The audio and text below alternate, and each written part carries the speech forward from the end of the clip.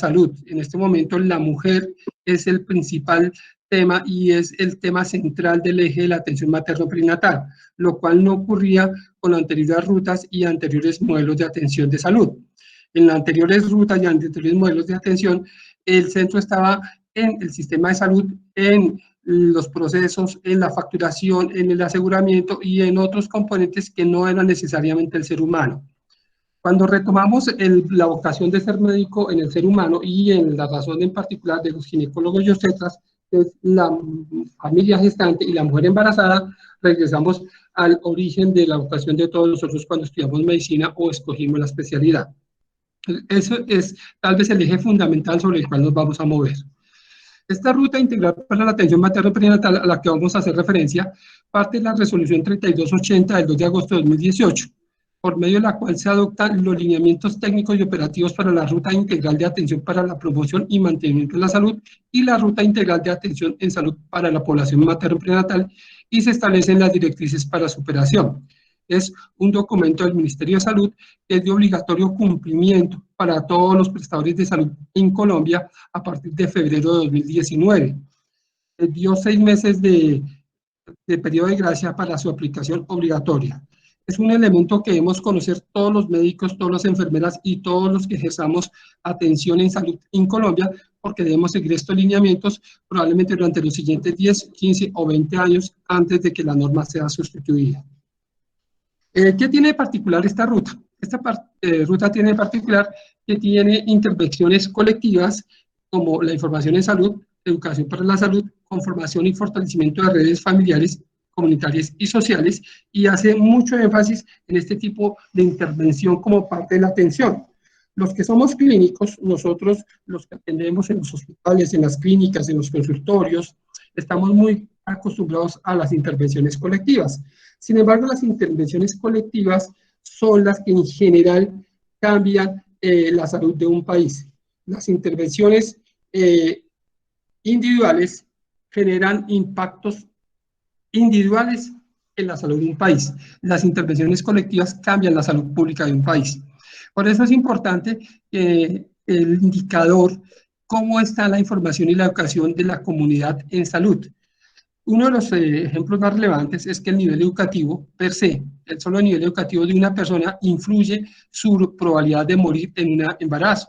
La mortalidad materna, que es uno de los desenlaces más fuertes en salud, que son vigilados por todos los sistemas de salud del mundo, está relacionada directamente con el nivel educativo y con la capacidad de información que tenga la comunidad, más que con la capacidad de atención de los médicos, las enfermeras o de los hospitales. A mayor nivel educativo y a mejor información, menos muertes maternas hay en un país. Y ese indicador se relaciona directamente con el desarrollo económico y social de un país. Un país se clasifica desarrollado o en vías de desarrollo o de tercer mundo solamente sabiendo su indicador de salud materno-perinatal y su indicador de mortalidad perinatal y materna especialmente. Es tan importante este indicador de mortalidad materna, es uno de los indicadores que mira el Fondo Monetario Internacional y el BID cuando decide préstamos a un país para saber qué tanto interés le coloca a ese préstamo. Por lo tanto, las intervenciones colectivas no dejamos de dejarlas de lado, sino que debemos darle la importancia necesaria para que las diferentes comunidades, las poblaciones y los colectivos logren empoderarse de la educación y entiendan el autocuidado y la corresponsabilidad en el cuidado de salud, siguiendo las indicaciones desde salud.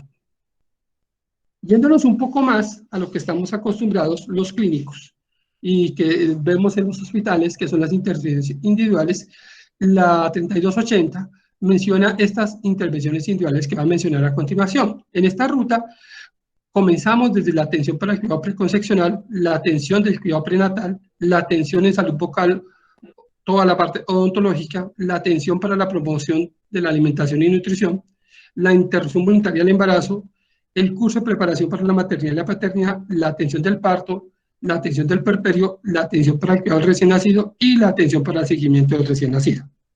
Esta diapositiva que estamos viendo es una diapositiva que la encontramos en cualquier vínculo del Ministerio de Salud, es una diapositiva oficial que siempre que hablamos de ruta de atención para materno-perinatal la mostramos en todos los escenarios. Nos muestra ese camino que comienza con la atención preconcepcional y termina obviamente con un recién nacido sano, con una familia gestante sana y regresa a la atención comunitaria como lo es al final. Pero tiene algunas salidas que son importantes a tener en cuenta. La primera salida que vemos arriba a la derecha, arriba, es la interrupción voluntaria del embarazo.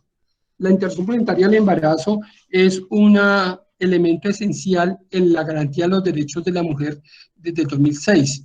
Es otro de los desenlaces importantes en salud. Ya dijimos uno. Uno, la mortalidad materna. El segundo, tal vez más importante, es el ejercicio real de la garantía del ejercicio de la mujer de la interrupción voluntaria del embarazo y sus derechos en salud sexual y reproductiva.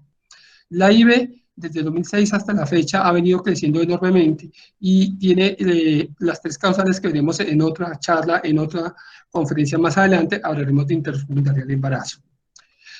Entonces, una mujer que está embarazada tiene dos opciones. Sale por la vía que va a la interrupción voluntaria del embarazo y termina el embarazo, o continúa en un control prenatal. Ese control prenatal está dirigido principalmente a identificar riesgos que lleven a desenlaces adversos. El objetivo principal del control prenatal es identificar esos riesgos y modificar o intervenir, si es posible, esos riesgos, o estar preparados para el resultado si no son modificables.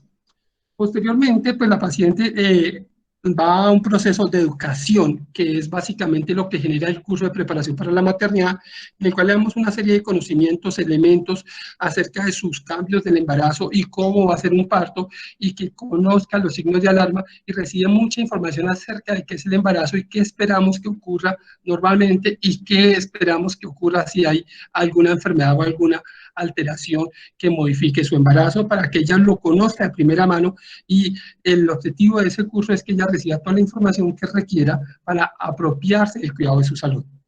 Una de las partes más importantes de ese control prenatal es también la atención odontológica. Es un momento de oportunidad en el cual todas las mujeres reciben atención para la enfermedad periodontal y tal vez por primera vez la atención odontológica en muchos contextos sociales. Igual de importante es la asistencia nutricional a las mujeres embarazadas.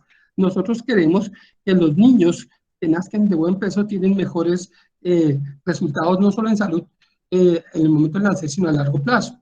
Una de las cosas que hemos visto de asociación con el bajo peso al nacer es enfermedades metabólicas en la cuarta o quinta década de vida, infarto de miocardio, diabetes y la hipertensión. Es decir, que lo que nosotros nos nutrimos en el embarazo, durante la gestación, cuando nacemos, lo vamos a vivir a lo largo de la vida, y en la cuarta o quinta década de vida vamos a tener secuelas de una malnutrición o un bajo peso en el momento del nacer, que son impactos en salud a muy largo plazo, que son intervenibles con un buen control prenatal. La atención del parto, que es el siguiente estación en esa ruta, debe ser segura y humana. Nosotros hablamos de parto seguro cuando garantiza que podemos atender cualquier complicación y podemos resolver las diferentes situaciones para que la mujer se sienta en un ambiente que le garantiza el derecho a seguir viva, principalmente durante cualquier complicación del parto. Pero además ese parto debe ser humanizado y debe garantizar el derecho a la mujer de recibir información, de tener claro que las intervenciones que se hagan sean basadas en la evidencia y que logren beneficios reales en ella o en el feto o en el recién nacido, y que no se hagan intervenciones que no son basadas en la evidencia, como por ejemplo la cesárea innecesaria, que muchas veces se hace por razones que no son basadas en la evidencia científica. La atención del puerperio garantiza que después de ese proceso del parto la mujer se recupere y visualicemos esas primeras horas con acompañamiento y vigilemos las posibles complicaciones y logremos que cuando demos el egreso, el alta, la mujer se vaya en óptimas condiciones con su recién nacido para la casa. Ese callejoncito que no quisiéramos tener ninguno ahí que sigue el siguiente escalón, esta salida que es la atención de emergencias obstétricas, implica que tengamos protocolos modernos y eficientes en todas las instituciones de salud y estemos preparados para atender cualquier emergencia que presente la mujer durante su atención del control prenatal, parto o puerperio. En ese momento se presentan las mayores mortalidades. Las primeras causas de muerte materna tienen que ver con enfermedades o complicaciones directas de la gestación: hemorragia, hipertensión, choque séptico y complicaciones del parto. Son las primeras 4 causas de muerte materna en el mundo. Esas 4 causas de muerte tienen en común que se relacionan con una mala calidad de atención. En general, si la atención es óptima en los centros de salud, en los hospitales o en las clínicas, no deberían terminar en muerte materna. Se pueden presentar, por supuesto, porque son inevitables en algunas circunstancias, pero con la atención adecuada y basada en la evidencia y con medicina moderna, probablemente ninguna termine en muerte materna. Entonces, esas 4 causas que acabamos de mencionar deben ser atendidas lo suficientemente bien para garantizarle la vida a la mujer. Posteriormente vemos la atención del recién nacido y lo que no debería ocurrir, complicaciones del recién nacido, que son los seguimientos que hacemos post-alta. Uno de los grandes problemas que teníamos en modelos de atención anteriores era el fraccionamiento que ocurría entre los sitios que atendían los partos y los sitios que hacían seguimiento. En los sitios que atendíamos los partos los llamábamos hospitales de alta complejidad y no tenían comunicación ni seguimiento con los hospitales de baja complejidad donde se hacían los seguimientos. Ahí se truncaba esa ruta, había una barrera que impedía que después del egreso del alta hospitalaria la mamá y el feto o el recién nacido en este caso siguieran la atención continua y segura dependiendo de cómo les fue en el parto y en el control prenatal. Simplemente había un divorcio y a veces era imposible tener la información de qué ocurrió en el parto o en el puerperio o en el control prenatal y hacer el seguimiento pertinente. Hoy en día en el modelo tenemos integración y los que atendemos el parto, los mismos médicos que atendemos el recién nacido en el momento de nacer, hacemos el seguimiento al recién nacido y a la madre en el posparto. Esto garantiza que la mujer tenga continuidad y la familia continúe en el tratamiento. También en ese momento se garantizan cosas importantes como la anticoncepción post-evento obstétrico, que es otro de los derechos de la mujer a escoger en un momento de atención del parto. Este es un resumen breve, como una introducción a cada uno de los hitos que mencionamos, que son los puntos donde se para o las paradas que hacemos en esa ruta de atención integral a la materna y en general a la mujer. Hoy vamos a comenzar por la primer hito. Hoy vamos a centrarnos y vamos a ampliar un poco más sobre la atención preconcepcional y a lo largo del desarrollo de este semillero y a lo largo de varios meses iremos desarrollando cada uno de estos hitos para profundizar en cada uno de ellos. Vamos entonces a enfocarnos en consulta preconcepcional. Primer hito o primera gran estación de esa ruta de atención materno-perinatal. ¿Cuál es el objetivo de la consulta preconcepcional? Y quiero que fijen su mirada en lo que está resaltado en negro. Identificar riesgos para atenuar o eliminar. Fíjense que nuevamente coincide con lo que habíamos dicho del objetivo del control prenatal, identificar riesgos. En una consulta preconcepcional, el médico o la enfermera que lo realiza debe tener claro que al final de la consulta debe tener los riesgos identificados que estén presentes o la ausencia de los mismos. Es decir, que al final de la consulta nosotros debemos decirle a esa mujer o a esa familia que está en la consulta cuál es su real riesgo para embarazarse.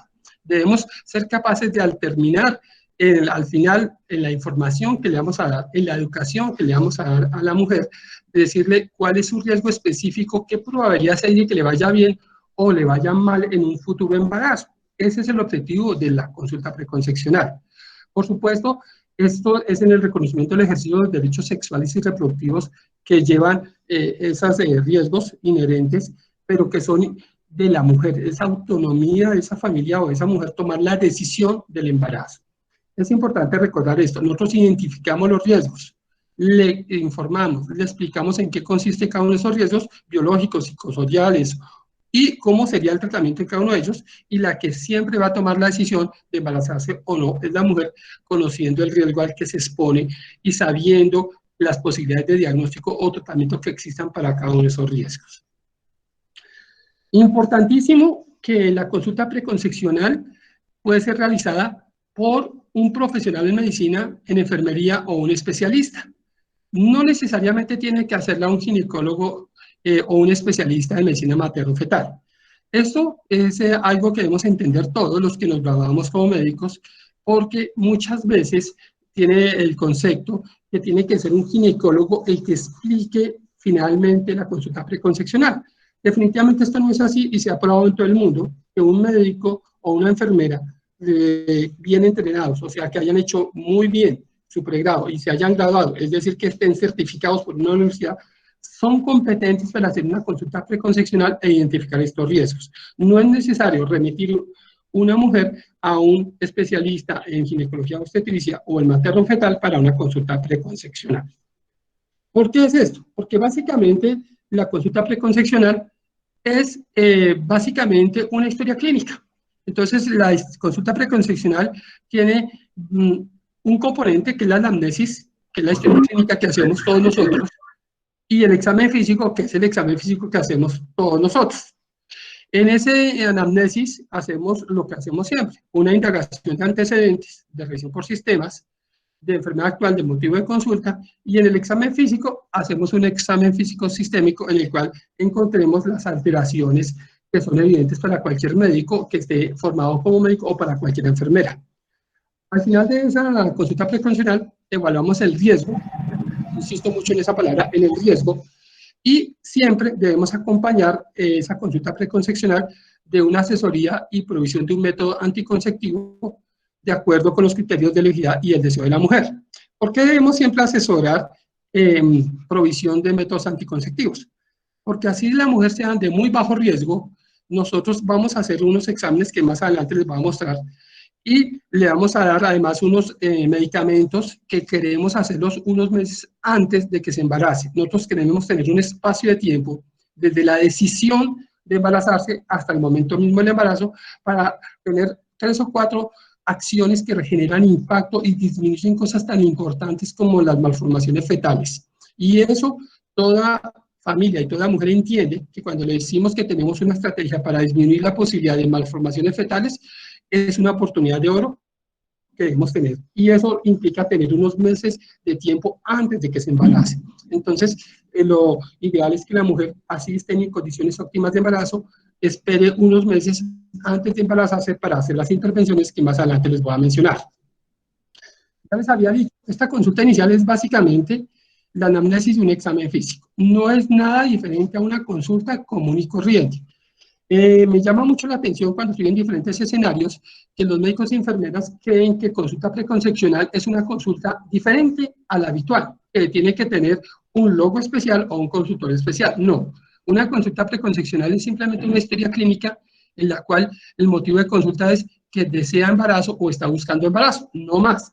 Es exactamente una anamnesis completa, un examen físico completo, como cualquier otra historia clínica, porque si estamos acostumbrados a hacer la historia clínica que aprendimos en semiología, todos nosotros durante la formación, pues vamos a encontrar que la historia clínica al final nos va a llevar a los riesgos si la hicimos completa. Es decir, no hay que asustarse cuando una mujer consulta porque desea embarazo. Simplemente hay que hacer la historia clínica que estamos acostumbrados a hacer en cualquier circunstancia nosotros, con motivo de consulta, enfermedad actual, antecedentes completos, revisión por sistemas, estado, condición general, signos vitales, examen físico y un análisis final que nos va a decir si la paciente tiene un riesgo o no tiene un riesgo.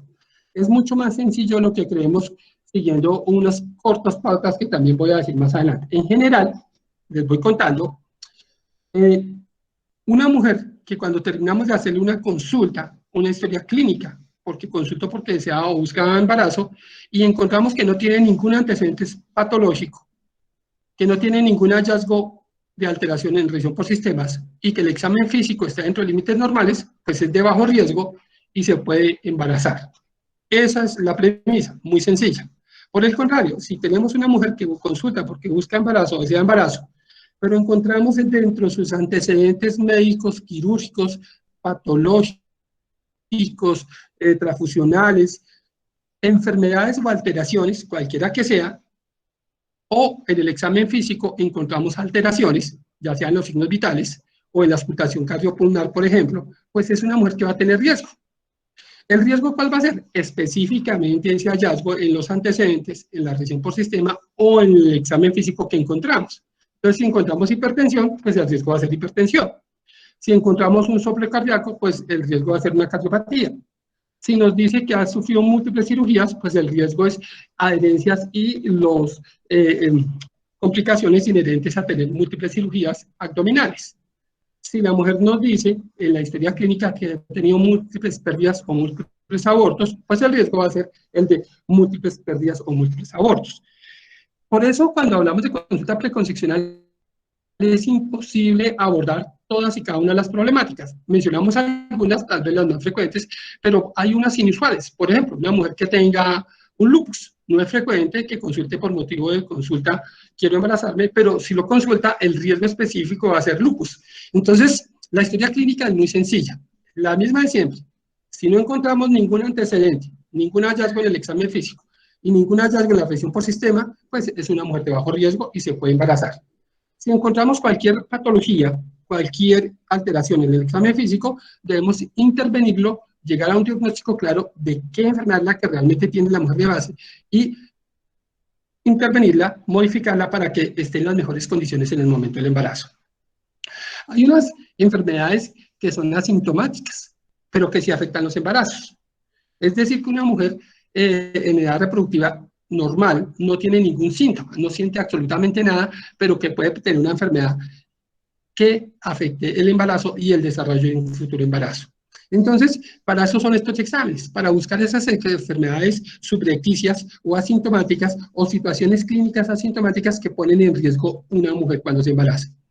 Por ejemplo, a hepatitis B. La hepatitis B, si bien puede ser sintomática y llevar inclusive a cirrosis u otras enfermedades terminales, en las mujeres jóvenes en general la hepatitis B es asintomática, pero cuando se embaraza se transmite al feto y el feto va a ser probablemente una persona a futuro que tenga cirrosis o carcinoma hepático. Entonces, tamizar para hepatitis B nos va a permitir hacer una acción fundamental, que es evitar la transmisión vertical de hepatitis B. Cuando hablamos de tamizaje, nosotros tenemos que tener una acción que justifique hacer los exámenes. En este caso es muy claro que cuando hacemos un tamizaje para hepatitis B y encontramos que la mamá es portadora de hepatitis B, nosotros tenemos todos los elementos clínicos para garantizar casi con un 99% de certeza que no va a haber transmisión de hepatitis B a ese recién nacido. Si no intervenimos, por el contrario, el feto, el recién nacido va a tener hepatitis B y va a tener probablemente cirrosis o carcinoma hepático. Otra de las cosas que hacemos y habitualmente es el tamizaje para cáncer cervicouterino, dado que es una de las patologías más prevalentes en Colombia y es un momento que llamamos nosotros de contacto de verdad. Es de las pocas ocasiones en que viene una mujer y está dispuesta a examinarse. Es un examen que no es cómodo y que es bastante molesto, pero que ella está dispuesta a hacérselo para que le vaya bien en su embarazo. La glicemia detecta, por supuesto, trastornos del metabolismo de los carbohidratos y tiene una gran ventaja de saberlo con anterioridad al embarazo. La diabetes aumenta el riesgo de malformaciones fetales mayores entre 3 y 7 veces. Pero si controlamos la glicemia y la llamamos normoglicémica al embarazo, el riesgo es el mismo de la población general. Entonces hay un beneficio grandísimo de saber si tiene hiperglicemia y normalizar esa glicemia antes de que se embarace la mujer. Además, esto lo debemos hacer antes del embarazo. Cuando la mujer se embaraza y diagnosticamos así sea a las pocas semanas la hiperglicemia, ya el riesgo de malformaciones fetales es 7 veces o 3 veces mayor al habitual y no lo podemos cambiar. Por eso, ese espacio de tiempo que les decía que debemos ganar antes de que se embarace, por ejemplo, es lograr que esté normoglicémica antes de que se embarace. La hemoclasificación, que es otro de los exámenes que hacemos, lo tenemos en una enfermedad muy fuerte de ver que afortunadamente ha disminuido la prevalencia en los últimos años, que es la inmunización RH. Hay mujeres que por su tipo de sangre montan respuesta con anticuerpos contra otros tipos de sangre y embolizan la sangre del feto inútero y lo pueden llevar a la muerte. Entonces, este tipo de enfermedad también lo podemos manejar nosotros aplicando ciertos medicamentos en los momentos específicos en que detectamos el riesgo de inmunización RH. El cuadro hemático lo pedimos porque la anemia es uno de los factores de riesgo importantes para muerte materna. Ya les había dicho que las primeras causas de muerte materna en el mundo son hemorragia, preeclampsia, sepsis y alteraciones o complicaciones del parto. Por supuesto, la hemorragia, el código rojo y las complicaciones de la atención del parto, cuando se asocian a anemia, aumenta el riesgo de muerte. Entonces, cuando detectamos anemia en la mujer, podemos optimizar su hemoglobina con sulfato ferroso, con ácido fólico, con los medicamentos necesarios para que cuando se embarace tenga un adecuado nivel sanguíneo de hemoglobina y disminuya el riesgo de muerte.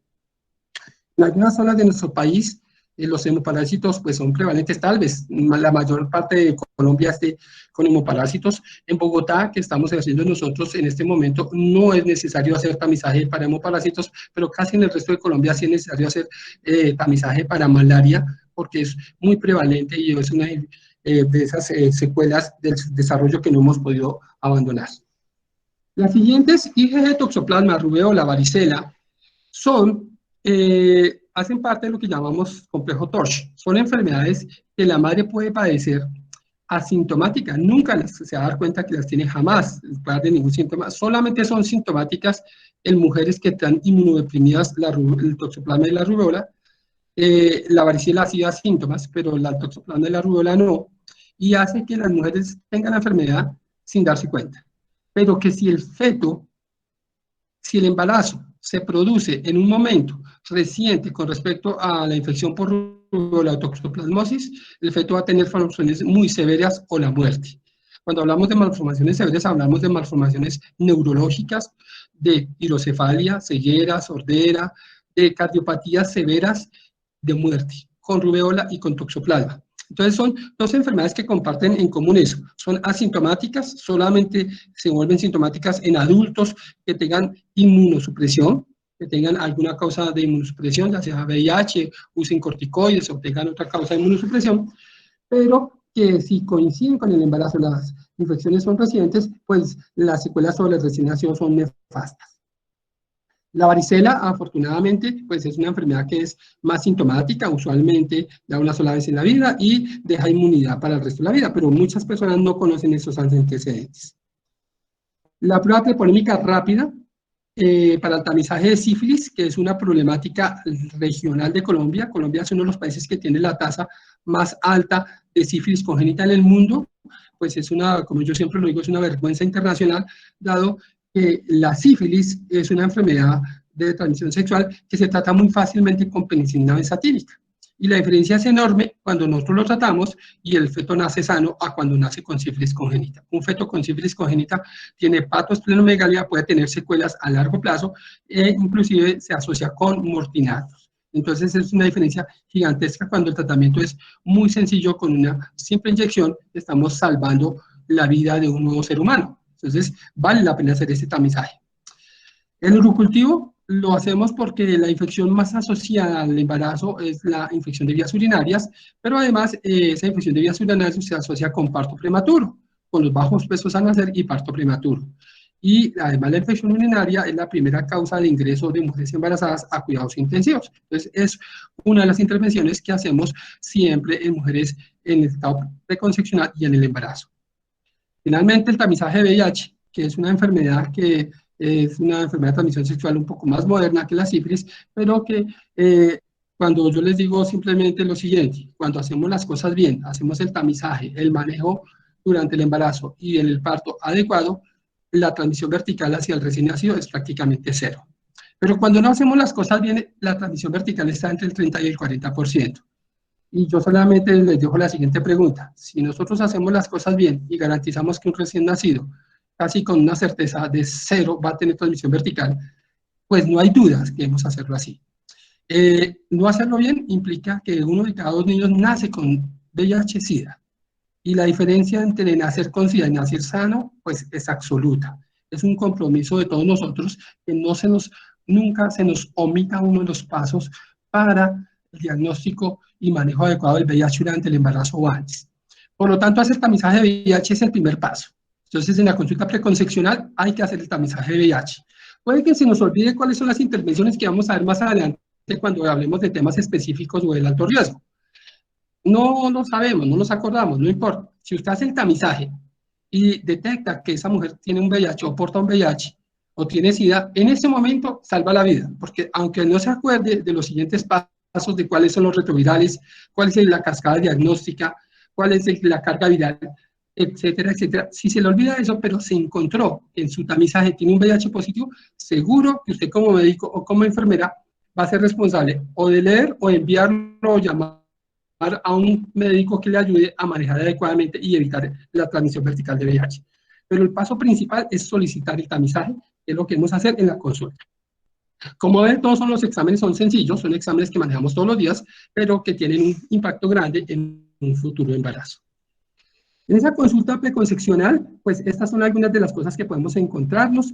No les vamos a mencionar todas, no les voy a contar todo, simplemente te lo debemos preguntar. Debemos preguntar si ha tenido partos pretérminos, si ha tenido abortos previos, si ha tenido muerte fetal previa, si ha tenido incompatibilidad de RH previa, si ha tenido cesárea previa, si ha tenido preeclampsia en embarazo anterior, si ha tenido antecedentes de nacido macrosómico mayor de 4 miligramos, si ha tenido hemorragia posparto, si ha tenido depresión posparto o enfermedad tromboembólica venosa.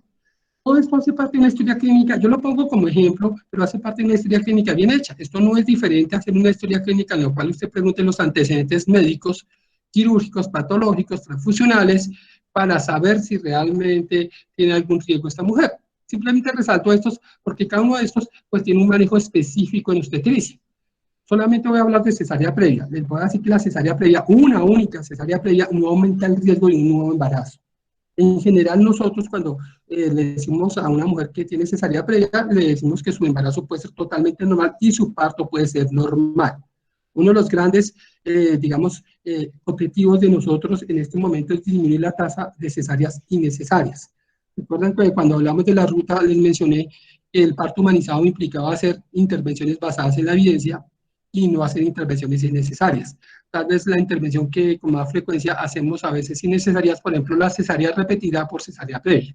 No está indicada, a menos que haya una indicación obstétrica.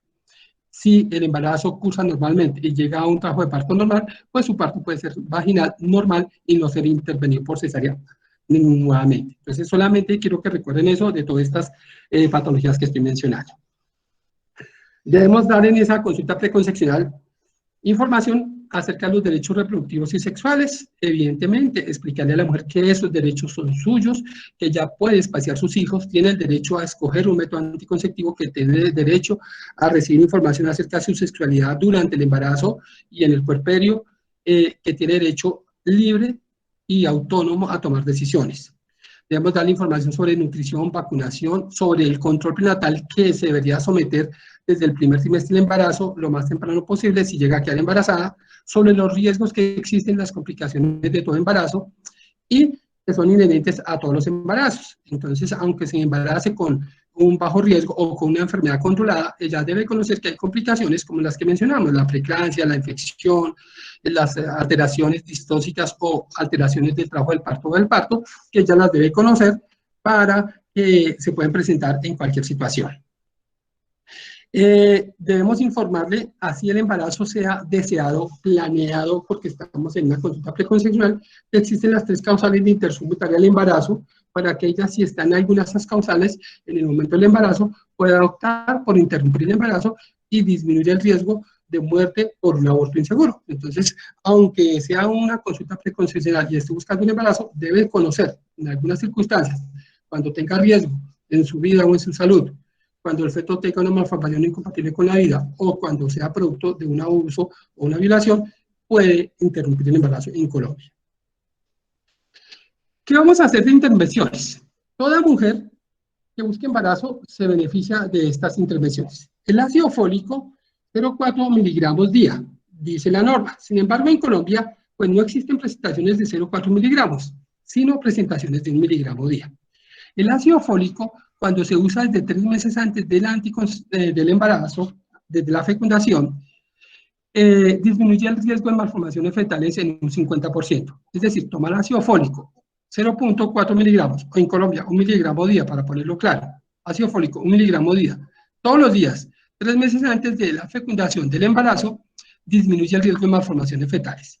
Yo les garantizo que si ustedes le dan esa información a todas las mujeres, se toman el ácido fólico muy juiciosas, porque las mujeres siempre que se embarazan tienen el temor de tener un hijo malformado y es un temor natural en todos los seres humanos. Si les decimos que tomar el ácido fólico disminuye esas malformaciones, pues lo van a hacer con mucho gusto. Hay países que tienen estrategias diferentes para el ácido fólico. Por ejemplo, en Chile, el ácido fólico está en la harina que se usa en el pan porque allá se consume mucho pan. Entonces, todo el mundo consume ácido fólico todos los días sin darse cuenta, porque es obligatorio que tenga suplemento de ácido fólico la harina del pan. Entonces, todas las mujeres en edad reproductiva consumen ácido fólico todos los días. Y eso ha hecho que Chile disminuya su incidencia de malformaciones fetales mayores como país en una forma muy importante.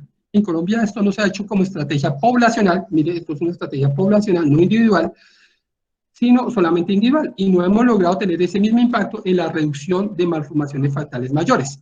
Sería buenísimo que el ministerio en algún momento o el gobierno en algún momento lográramos que tomaran la decisión de obligar a que todos, algunos alimentos de uso cotidiano en Colombia, como el arroz, tuvieran suplemento de ácido fólico para que las mujeres en edad reproductiva, sin saberlo siquiera, esto no les causa ningún daño, que tomaran el ácido fólico y disminuyéramos las malformaciones fetales mayores en todo Colombia.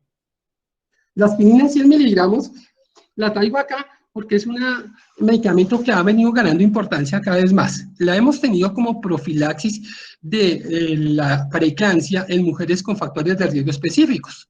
Sin embargo, cada día hay más literatura que la aspirina 100 miligramos día beneficia inclusive a la población de bajo riesgo. Es decir, las mujeres de bajo riesgo o alto riesgo se benefician de tomar aspirina 100 miligramos día para disminuir la incidencia de preeclampsia.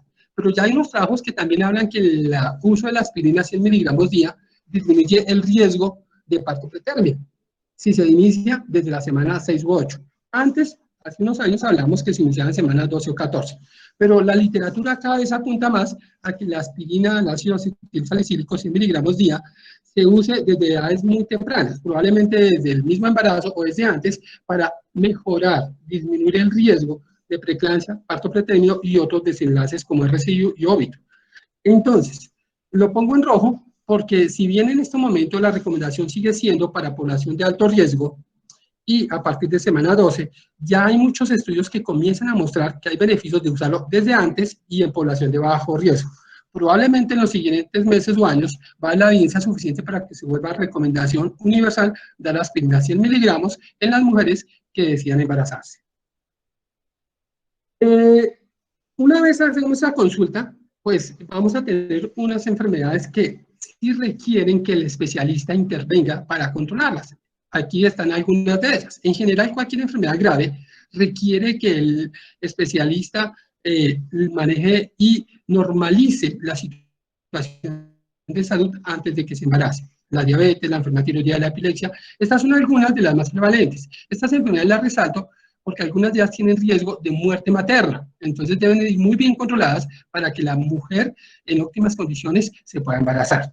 No quiere decir que la mujer no se embarace nunca porque tiene esta enfermedad. Quiere decir es que esos meses, esas semanas que vamos a tener desde la consulta preconcepcional hasta que se embarace, nos va a permitir optimizar el control de esa enfermedad y que ella entienda realmente el riesgo de someterse no controlada a un embarazo.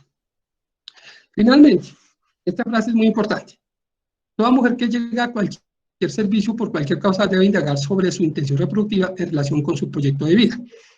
¿Por qué creo que es lo más importante de la conferencia? Porque si bien hemos hablado de una consulta preconcepcional en el cual el motivo de consulta la mujer es deseo embarazo, quiero embarazarme, quiero saber cómo estoy, tengo riesgo, qué enfermedades me pueden tratar y la intervención de estos riesgos, nuestro deber como médicos va mucho más allá. Nosotros no debemos esperar que a una mujer nos pregunte. El objetivo de la ruta de nosotros, de la materno-perinatal, no es esperar que la mujer venga y me diga me quiero embarazar. Es preguntarle, señora, ¿usted qué está haciendo en este momento para cuidarse? Porque está en riesgo de embarazo, porque está en edad reproductiva. Entonces, toda mujer en edad reproductiva tiene riesgo de embarazo. Entonces, lo que debemos hacer en todas las historias clínicas, siempre que atendamos una mujer, es la siguiente pregunta. Señora, usted está en edad reproductiva, más que a ella nosotros mismos, porque es que nosotros vamos a decir si esta mujer en edad reproductiva por su edad. Entonces, lo primero que debemos preguntarnos nosotros mismos es, ¿esta mujer que tengo al frente está en edad reproductiva? ¿Sí o no? En toda historia clínica, historia de urgencias, historia de ortopedia, historia de anestesia, historia de cirugía general, historia obstétrica, historia de control de crecimiento, de cualquier tipo de consulta ambulatoria. Si está en edad reproductiva, debe haber la siguiente pregunta, que esas son las preguntas que ustedes deben recordar para hacer en todas las historias clínicas. Si está en edad reproductiva y viene a mi consulta por cualquier motivo, les voy a poner un ejemplo. Estaba montando bicicleta y se cayó en la ciclovía y viene a urgencias a las 11 de la mañana porque estaba haciendo deporte y se cayó. Mujer de 22 años.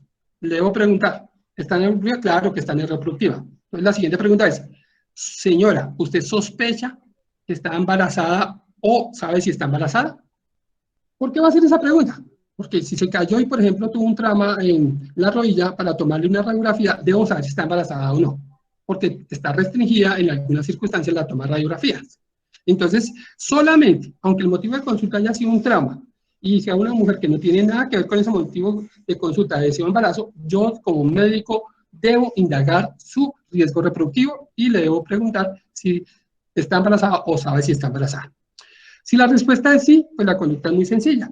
Si está embarazada, debo iniciar el control prenatal y asesorarla en interrupción voluntaria del embarazo. Si la respuesta es no sé, muy fácil, tenemos una prueba de embarazo. Si la respuesta es no, entonces debemos hacer otras siguientes preguntas. La fórmula obstétrica y la ficha última regla se le deben preguntar a toda mujer en edad reproductiva. Siempre debe estar como parte de todas las historias clínicas. Regresamos a la pregunta, ¿sospecha embarazo o no está embarazada? Y dice, no, definitivamente no estoy embarazada ni sospecho embarazo. Entonces, cuando me dice que no, la siguiente pregunta es, señora, ¿está planificando con algún método? ¿Está usando algún método anticonceptivo? Si dice que sí, registro cuál es el método y cómo lo está usando. Si me dice que no, entonces nosotros hacemos una siguiente pregunta. ¿Desea embarazo? ¿Sí o no? Y aquí estamos haciendo la medicina de búsqueda activa del riesgo, de la gestión integral de riesgo en toda persona que atendemos, de evaluación integral del riesgo. Porque entonces nosotros, a partir de una consulta por trauma en la rodilla porque estaba montando en la ciclovía, encontramos una mujer de 22 años que tiene riesgo reproductivo y queremos ayudarle a definir si desea embarazarse o no. Y en ese momento, aunque ella no era consciente, nosotros que tenemos el conocimiento para hacerlo, le ayudamos a indagar su riesgo reproductivo. Si ella nos dice que no desea embarazo, pues le vamos a hacer una asesoría en planificación familiar y le vamos a explicar los diferentes métodos, comenzando siempre por los métodos de larga duración y más efectivos, para que en ese momento, aunque el motivo de consulta fue trauma en rodilla, ella pueda tener la información y la educación, que es el impacto en salud que queremos, para que tome la decisión de planificar con un método, ojalá de larga duración y de los más efectivos. Pero si la respuesta es de sí, quiero quedarme embarazada, a pesar de que el motivo de consulta no fue embarazo, sino trauma, debemos hacer la asesoría preconcepcional porque ya hicimos la historia clínica. O sea, no es nada diferente a decirle qué encontramos en su historia clínica. Señora, mire, usted se cayó, tuvo un trauma, pero además usted me contó que sufría de hipertiroidismo y diabetes porque yo hice la historia clínica. Entonces, le aconsejo que si desea embarazarse, tiene que seguir el control de la diabetes, no se puede embarazar en los siguientes meses, denos la oportunidad de mandarle el ácido fólico, denos la oportunidad de tomarle el control de la glicemia y espere unos meses antes de embarazarse mientras tenemos un óptimo control de su riesgo de embarazo. Es decir, que a partir de cualquier tipo de consulta nosotros debemos indagar el riesgo reproductivo de cualquier mujer que nos consulte y asesorarle, darle información y educarla y darle los elementos para que ella tome la decisión sobre su riesgo reproductivo. Finalmente, en la consulta preconcepcional de seguimiento, cuando ya revisamos los exámenes, que pedimos esos exámenes que vieron que fueron muy sencillos, y encontramos que la mujer tiene entre 20 y 35 años, que tiene un índice de masa corporal normal, que tiene una hemoglobina normal, y que los exámenes que pedimos son normales, pues es una mujer que se encuentra en condiciones de embarazarse y que tiene bajo riesgo de complicaciones y que probablemente su embarazo culmine con un parto normal sin complicaciones. Pero unas mujeres que no tengan estas condiciones, los que están al lado derecho de la diapositiva, les vamos a recomendar que no se embarace, que repiensen la capacidad del embarazo que tiene realmente, porque puede morir dependiendo de la enfermedad que tenga, o que por lo menos posponga el embarazo hasta que la enfermedad que tenga sea controlada y llevada a la mejor normalidad posible para que el embarazo sea en el menor riesgo posible cuando ya esté controlada su enfermedad de base. Básicamente, eso es lo que hacemos nosotros con la ruta materno-perinatal. Yo quiero darle las gracias y ahora sí escuchamos las preguntas o las intervenciones que tengan. Bueno, buenas noches. Mi nombre es Orlando Cortés, soy estudiante de 10º semestre, hago parte del semillero. De antemano, pues muchas gracias al doctor Jorge Eduardo Caro por la presentación que nos realizó el día de hoy. Gracias a todas las personas que nos están acompañando por medio de esta plataforma. Para concluir, lo que dijo el doctor Caro a grosso modo, decimos que la ruta materno-perinatal es importante para garantizar la integralidad de la atención en salud de las gestantes, ¿sí? Y a su vez, esta ruta tiene como objetivo brindar diferentes acciones e intervenciones, como lo nombró el doctor, que realicemos a partir de la promoción del bienestar. Es decir, la ruta siempre, o la gran mayoría de las acciones que realicemos, va a partir del sentido de promoción y prevención, como lo decía el doctor, un adecuado tamizaje, ya sea en la consulta preconcepcional o en el control prenatal, para poder detectar diferentes patologías a tiempo y evitar diferentes complicaciones que puedan poner en riesgo la vida de la mamá o la vida del feto. Esta ruta como tal pues tiene que abarcar a todas las mujeres que estén en estado de embarazo, independientemente de su contexto social o cultural, pues ya que estamos en un país que es rico en diversidad, y con el objetivo de brindar una atención íntegra en salud.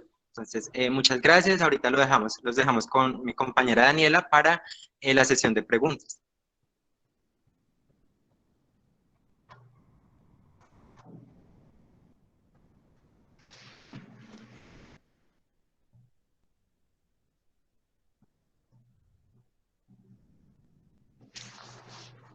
Daniela, no tienes activado el micrófono. Ya. Daniela, no tienes activado. Ya, gracias. Ya, perdón, doctor. Bueno, muy buenas noches. Como bien lo dijo mi compañero Orlando, entonces vamos a iniciar con la ronda de preguntas.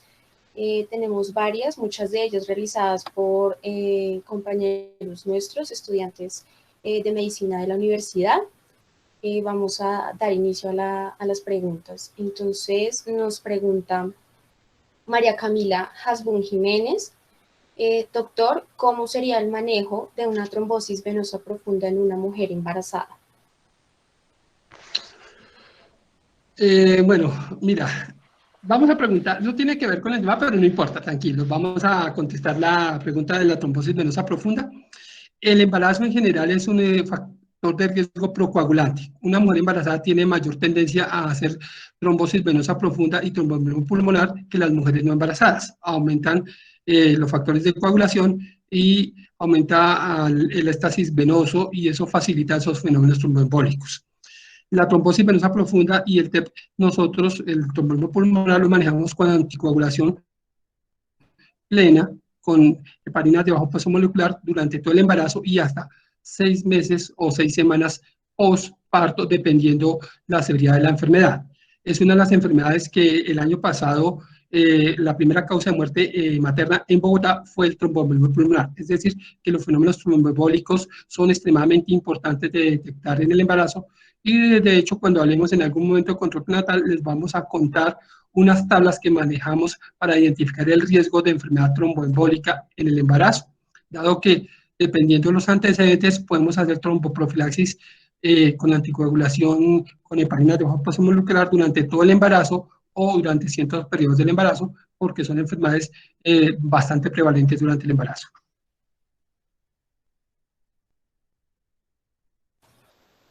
Bueno, muy bien. Otra de las preguntas que también nos hacen nuestros estudiantes son, ¿cuáles son aquellos puntos más críticos para prestar atención durante el control perinatal? La realiza el estudiante Juan Sebastián Duque. Juan Sebastián, hablamos cuando el control prenatal, tal vez el punto más importante es nuevamente lo que les he reiterado a lo largo de la charla, identificar riesgos. En cada contacto, en cada control prenatal, usted identifica riesgos que potencialmente van a causar eventos adversos en la mamá o en el recién nacido. Entonces, en cada consulta, nosotros hacemos consulta en el primer trimestre, segundo trimestre y tercer trimestre. Cada una tiene objetivos diferentes, pero en general en el primer trimestre se parece mucho a los exámenes que acabamos de mencionar, para consulta preconcepcional para identificar enfermedades que son asintomáticas en la madre, pero que afectan al recién nacido. En el segundo trimestre identificamos enfermedades que tienen que ver con las malformaciones fetales que podemos diagnosticar y en el tercer trimestre con algunas enfermedades propias del embarazo como la preeclampsia, como los trastornos hipertensivos asociados al embarazo y como los trastornos de crecimiento fetal. Pero evidentemente es algo que yo creo que te invito a la charla que vamos a dar más adelante en otra de las sesiones sobre control prenatal y podemos explicar en cada momento del control prenatal cómo vamos buscando identificar los riesgos de cada gestacional. Muy bien, doctor. Otra de las preguntas que nos realizan tiene que ver con el estado psicosocial de las mujeres. La realiza José Luis Rojas. Pregunta, ¿cuál es el paso a seguir si nos damos cuenta que la paciente está bajo coerción y en realidad es su compañero sentimental el que desea que ella quede en embarazo? Uy, esa es una pregunta muy interesante. La violencia de género es uno de los temas que más ha afectado a las mujeres. Las mujeres tienen una condición de vulnerabilidad muy alta en nuestra sociedad machista y que tradicionalmente ha vulnerado los derechos de la mujer, tiene este tipo de comportamientos. Una de las obligaciones de nosotros es identificar cualquier tipo de violencia contra la mujer, psicológica o violencia física o sexual. Y siempre que identifiquemos este tipo de violencia, hay que activar la ruta de prevención de la violencia. Esta ruta implica hospitalizar a la mujer, aislarla de ese entorno nocivo, asesorarla con psicología, con trabajo social y con los abogados o la parte jurídica que la asesore para lograr superar ese gran trauma de la violencia. A veces nosotros no entendíamos o no entendíamos, no éramos capaces de entender que una víctima de violencia de género, ya sea psicológica, física o sexual, a veces no se da cuenta de que es victimizada. Ha sido tan constante durante mucho tiempo, ha sido victimizada que ella piensa que eso es lo usual o lo normal. Entonces le cuesta entender que ella es víctima y no entiende que tiene derechos a salir de ese ciclo vicioso de ser violentada. Por supuesto, en Colombia está prohibido totalmente los embarazos forzados. Eso es un acto de casi que de terrorismo, hacer un embarazo forzado y que nosotros debemos evitar a toda costa. Entonces, cada vez que identifiquemos una situación de esta, nuestro deber es proteger a la mujer, primero hospitalizándola, segundo, brindándole todas las herramientas intersectoriales, con bienestar familiar, de defensoría del pueblo, con nuestro propio hospital, con trabajo social, con psicología y con la parte jurídica que le permita superar esa violencia a la que es sometida. Muy bien, doctor. Para dar paso, digamos, a otras preguntas, pregunta Laura Yasmín González, ¿cuál es el tiempo óptimo para quedar embarazada después de haber planificado por un largo tiempo? El tiempo óptimo para quedar embarazada, nosotros sugerimos mínimo 18 a 24 meses desde el último embarazo. Entonces nosotros decimos, si ya tuvo un embarazo, lo que contamos es el tiempo intergenésico entre un embarazo y otro. Entonces, si tuvo un previo embarazo, decimos, mire, recupérese entre 18 y 24 meses para el siguiente embarazo, que es cuando menos riesgo sabemos por los resultados finales que tiene el embarazo. Entonces, cuando una mujer espera 1 año y medio, 2 años para volver a embarazarse, le va mucho mejor que si se embaraza antes o después. Cuando espera más de 10 años entre un embarazo y otro, aumenta el riesgo de enfermedades como preeclampsia y trastornos hipertensivos asociados al embarazo y distocias. Cuando se embaraza antes de 18 meses, aumenta el riesgo de hemorragia posparto, anemia y de complicaciones y aborto del mismo embarazo. Entonces, nosotros le decimos, en general, después de 18 a 24 meses, es un periodo óptimo para volverse a embarazar. Ok. Otra de las preguntas, doctor, la realiza Diana Carolina Niño. Ella pregunta, perdón, discúlpenme, era Nicola Andrea Maldonado. Ella pregunta, ¿por qué no se le puede aplicar a una gestante la vacuna de toxoide tetánico? De hecho, sí se le aplica, es una de las vacunas que usamos durante el embarazo, la colocamos después de semana 20 para prevenir el tétanos neonatal. Es una vacuna que se aplica en toda Colombia en forma obligatoria y hace parte de la atención integral de la gestante.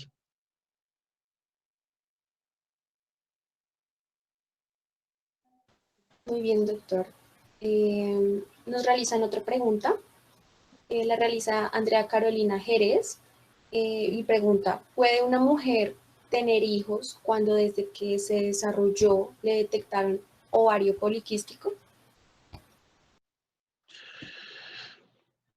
El ovario poliquístico es una enfermedad, es una alteración, lo que hace es que la mujer no ovule y en general lo que produce es problemas para embarazarse, es decir, infertilidad. No es capaz de embarazarse porque no ovula frecuentemente.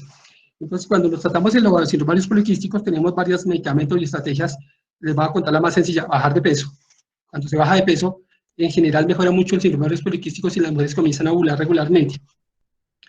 O utilizamos alguna estrategia medicamentosa y controlamos el síndrome de ovarios poliquísticos, la mujer comienza a ovular regularmente y en ese momento se puede embarazar.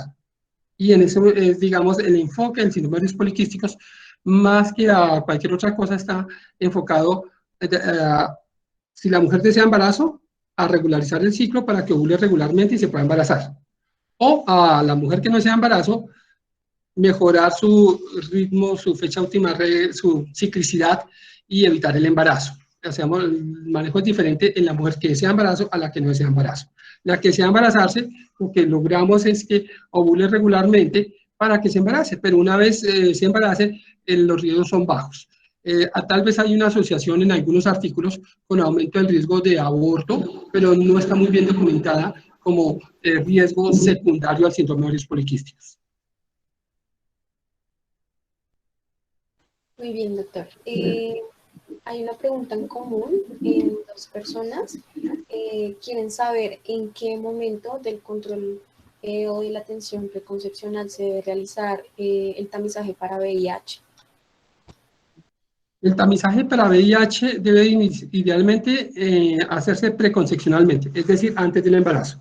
Pero si la mujer no llega ya embarazada, el tamizaje de VIH se va a hacer en el primer trimestre y en el tercer trimestre del embarazo. En esos dos momentos debemos hacer la prueba rápida del VIH para detectar si la mujer tiene VIH, SIDA y poderlo prevenir la transmisión vertical. Entonces son dos momentos, primer trimestre y tercer trimestre. Pero lo ideal es que la mujer lo supiera desde antes del embarazo. De todas formas, se repite, me explico. Si una mujer desea embarazarse hoy y consulta, nos dice, quiero embarazarse, le hacemos la prueba del VIH, es negativa, se repite cuando esté en el primer trimestre del embarazo y se repite en el tercer trimestre si son negativas. Es una prueba que se repite si es negativa. Si es positiva, por supuesto, cambia el protocolo diagnóstico y ya recurrimos a otras pruebas. Pero si es negativa, hay que repetirlo en esos momentos. Ok, doctor, muy claro. Damos paso a la última pregunta. La realiza José Luis Rojas Oviedo. Él nos pregunta, ¿cuál es el paso a seguir para una paciente con trastorno alimenticio como la bulimia y que desea quedar en embarazo? La bulimia es una enfermedad con un trasfondo psiquiátrico muy importante y que requiere, como todas las enfermedades, ser controlada antes del embarazo. Las mujeres bulímicas pues, deben tener el tratamiento y el apoyo psiquiátrico para superar esa enfermedad y cuando restablezcan su peso y estén normalizando su ingesta, están en condiciones nutricionales adecuadas para embarazarse. Desde el punto de vista psiquiátrico, eso requiere una intervención profunda y a veces muy larga. Desde el punto de vista solamente orgánico, las mujeres bulímicas, como bajan de peso, también entran en lo que llamamos amenorrea, dejan de ovular. Y como no ovulan, no se embarazan. Entonces las mujeres pierden peso, súbitamente entran en amenorrea secundaria, en este caso, a este trastorno nutricional y no se embarazan. Entonces estas mujeres per se no se embarazan porque pierden demasiado peso. Y antes de poderse embarazar requieren el tratamiento psiquiátrico para estabilizar su peso, su índice de masa corporal normal, superar su trastorno alimenticio y llegar en mejores condiciones de embarazo. Por supuesto, es una de las enfermedades más difíciles de manejar. A veces estos trastornos psiquiátricos son mucho más difíciles de abordar que los trastornos orgánicos. A veces es más fácil tratar, por ejemplo, una paciente con VIH y manejarla durante el embarazo que una paciente bulímica. Daniela, entonces, muchísimas gracias. No sé si uno te sale la última pregunta o tienes otra. Yo creo que alcanzamos a responder una última pregunta. Voy a buscarla, doctor. Buenas noches, mi nombre es Andrea. ¿Me escuchan? Sí, te escuchamos. Hay una pregunta que me llamó mucho la atención de una compañera que dice si una mujer puede quedar embarazada después de haber abortado 2 veces con misoprostol. Sí, mira, el aborto inducido por misoprostol es tal vez uno de los abortos más seguros que hay. El misoprostol usado por los médicos, de hecho lo usamos en la interrupción voluntaria del embarazo, es uno de los medicamentos que usamos los médicos y los ginecólogos para interrumpir el embarazo en forma legal en Colombia y en todo el mundo. Es una de las drogas más seguras en ese contexto, en la atención del aborto de la mujer. Usualmente no deja secuelas y usualmente no deja complicaciones para futuros embarazos. Hay un contexto que es usado por fuera de indicación médica, es de la mujer que se autoformula el misoprostol, ¿sí? O que va a la farmacia o recurre a personal no entrenado para tomarse el misoprostol. Aún en esas condiciones sí es seguro, es mucho más seguro que otro tipo de intervenciones. En general, cuando se hace el aborto con misoprostol, las secuelas no son mayores, no son graves y en general puede tener siguientes embarazos sin ninguna complicación y sin ningún problema.